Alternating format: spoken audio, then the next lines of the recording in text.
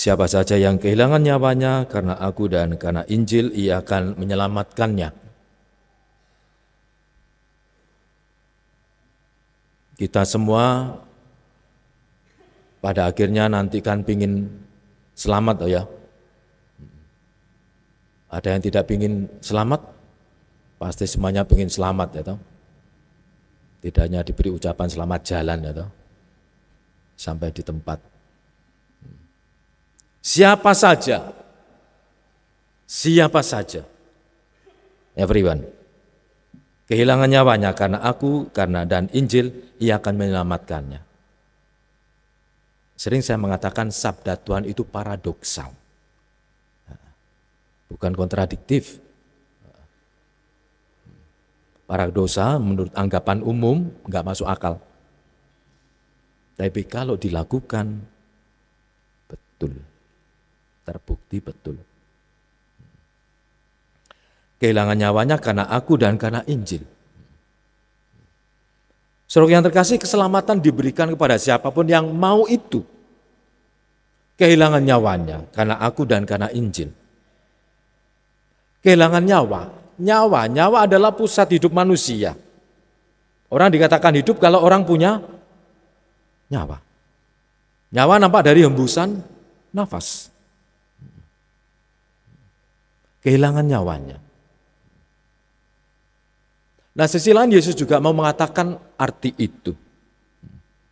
Maka sebelumnya kita mendengarkan bagaimana ia mengatakan, siapa saja yang mau ikut aku harus menyangkal diri, mikul salib, dan ikut aku. Kalau mau selamat apa? Kehilangan nyawa. Melalui apa? 3 ini. Menyangkal diri, apa artinya, Romo? Tadi Yesus mengatakan pada para muridnya itu, Yesus bertanya, kata orang di luaran itu, kamu mendengar tentang aku dikatakan apa, sebagai apa? Bla bla bla bla, Yohanes Pemandi, Elia, salah seorang nabi. Pada para murid, pada orang Farisi pasti ia penghujat dan sebagainya itu, yang membuat orang banyak melakukan kesalahan, melawan hukum Taurat, pasti beraneka macam versi. Tapi yang muncul itu, ada yang mengatakan Yohanes Pembaptis, Elia, atau salah seorang para nabi. Nah, dalam berikutnya kemudian Yesus mengatakan pada Petrus, menurut kamu, kata orang, tapi menurut kamu siapa? Mesias. Maka Yesus mengatakan Mesias itu apa? Dengan rumusan anak manusia. Gelar Mesias diberikan pada siapapun yang diurapi. Dan era itu adalah imam, nabi, raja. Tapi kemudian Yesus memakai rumusan lain, anak manusia. Anak manusia adalah sosok ilahi yang mewakili Allah. Ia datang untuk mengembalikan situasi yang harmonis. Yesus mengatakan itu anak manusia. Dan apa yang terjadi dengan anak manusia? Ia ditolak, ia dibunuh, dan kemudian ia bangkit. Terhadap itu apa reaksi Petrus? Dia amat sangat keras. Dia tidak setuju. Kendati Petrus mengungkapkan engkau Mesias, tapi dalam hati dia belum tertanam sungguh. Mesias versi dia adalah Mesias seperti kalangan orang Yahudi. Apa itu? Seorang penguasa, seorang pahlawan yang mampu mengusir penjajah Roma. Itu versi mereka. Maka ketika Yesus mengatakan itu, anak manusia harus begini, Petrus menentang dengan keras. Yesus lembut? Tidak. Yesus sama kerasnya, apa itu? Enyala iblis. Tidak disebut engkau Petrus, enyala Petrus, tidak. Enyala iblis. Mengapa? Karena kamu memikirkan kepentingan manusia semata. Menyangkal diri artinya orientasi kembali kepada Allah, bukan kepada diri sendiri.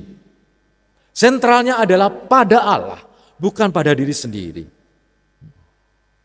Maka prioritas itu, orientasi pandangan itu yang dikatakan dengan menyangkal diri. Memang tidak mudah. Orang selalu sentralnya adalah diri sendiri. Menyangkal diri sentralnya adalah Allah. Dan oleh karena itu seringkali membawa konsekuensi apa? Memikul salib. Karena aku orientasiku, aku akan kembalikan kepada Allah. Allah menjadi pusat hidupku. Maka aku juga harus mau merubah diri. Dan ini salibku. Ubah orientasi. Selama ini pusat aku. Dikit-dikit aku protes pada Tuhan. Kok tidak dikabulkan Tuhan. Kamu pilih kasih bla bla bla bla bla bla bla. Tuhan jadi sasaran tembak. Sekarang pola pikir dibalik. Orientasi adalah Allah. Kamu melihat apa yang dikehendaki oleh Allah. Bukan. Engkau meminta Allah memahami dirimu.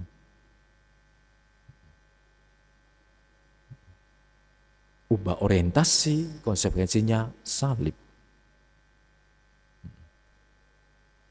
Orientasi Allah apa? Ya pasti kita dipanggil untuk membawa kedamaian, kesucian, kejujuran, kesetiaan, pengampunan.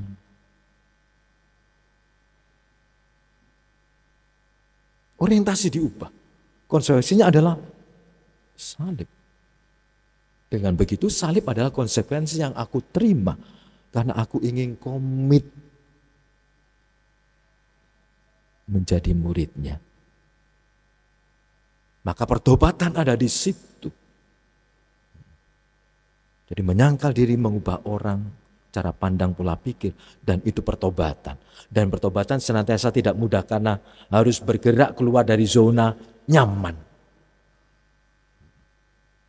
Maka orientasiku sekarang, apa yang dikehendaki oleh Allah atas hidupku. Maka menyangkal diri, memikul salib. Aku murid, aku apakah sungguh-sungguh murid atau cuma aku ikut-ikutan sebagai murid. Dan kemudian ikut aku. Mengikuti Yesus berarti juga menyelami, mengenal lebih dalam siapa Dia. Sehingga kita tidak seperti Petrus cuma di mulut saja engkau Mesias. Tapi ketika Yesus mengatakan Mesias anak manusia harus bla bla bla bla bla. Gak iso.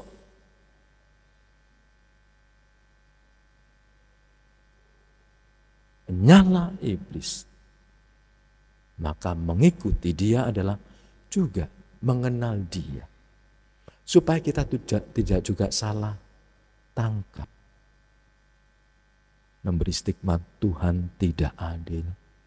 Tuhan tidak peduli. Tuhan tidak mencintai aku.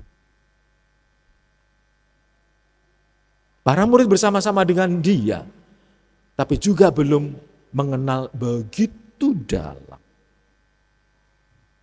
Sehingga pertanyaan yang dilontarkan oleh Yesus kepada para murid banyak orang, menurut kamu siapakah aku ini? Itu pun juga ditujukan kepada kita sekalian. Sehingga kita sungguh, karena aku mengenal Dia, maka aku sungguh mau kehilangan nyawa karena Dia. Mengapa apa yang Ia katakan, Ia lakukan memang betul dan aku ingin berusaha mengikuti Dia.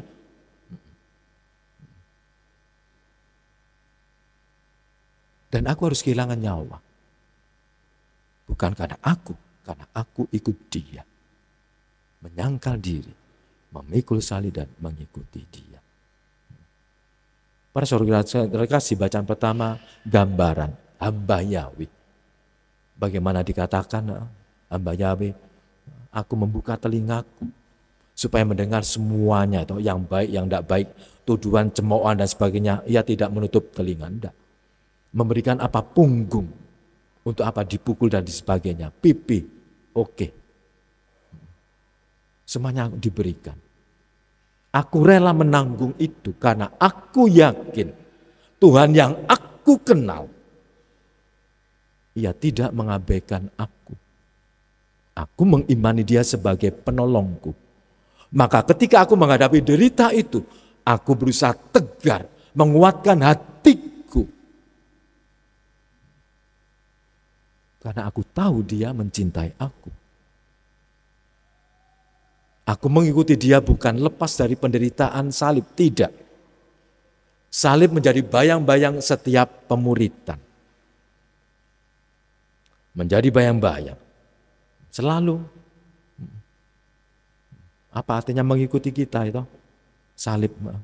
Kau mau ini atau tidak? Orientasimu pada dirimu atau pada Allah?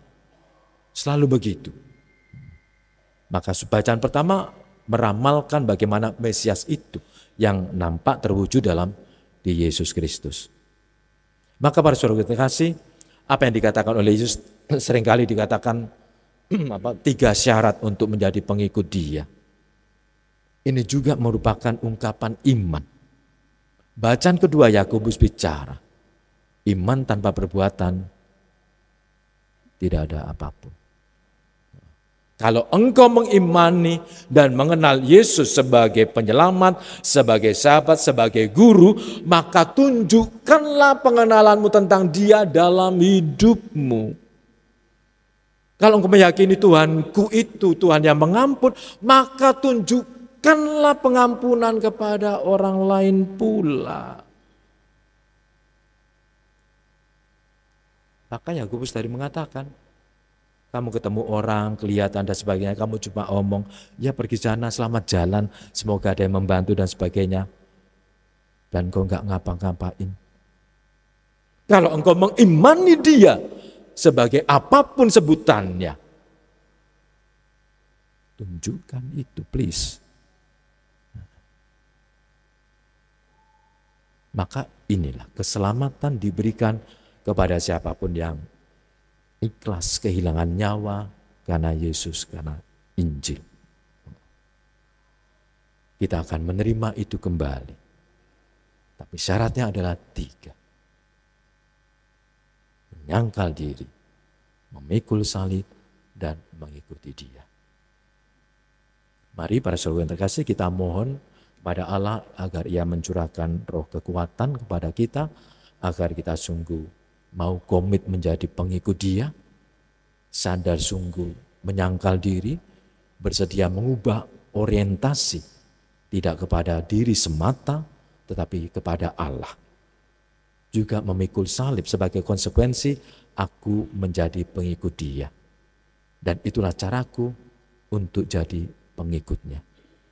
Mari kita mohon bersama itu pada Tuhan Allah kita.